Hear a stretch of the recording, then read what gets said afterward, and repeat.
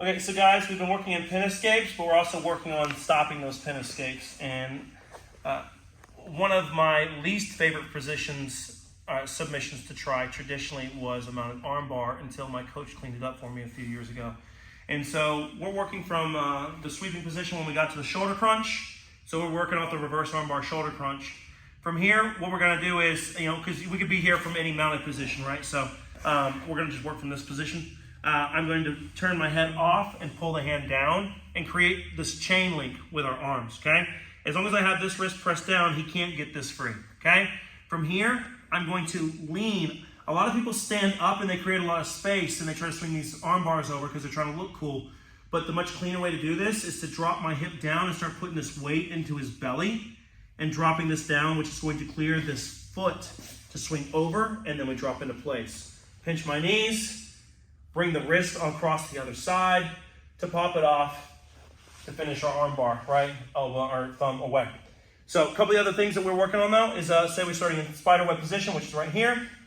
We're gonna finish exactly the same way, right? I'm gonna start leaning this way and driving my knee into his throat to create pressure and then popping this off, okay? If he's really tough, I can even add a little bit extra help by putting my foot on his elbow and then popping it off, okay? However, sometimes they're just super, super tough and we can't finish them.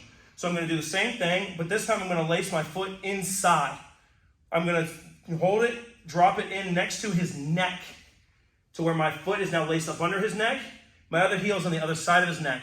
Now I'm gonna scissor him off, and you see this allows me to bring my knees all the way to touching now. For a really, really tight arm bar, peel it off, and you can see I have a lot of breaking space now for a really, really nasty arm bar, okay?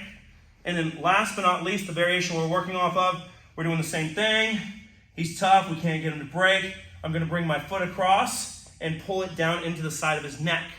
Then I'm gonna bait him by bringing this leg off to let him start sitting up. My leg is already caught into the triangle. I now have a side triangle. Once again, peel off the arm bar, and now I have a triangle and an arm bar. And that's our recap for today.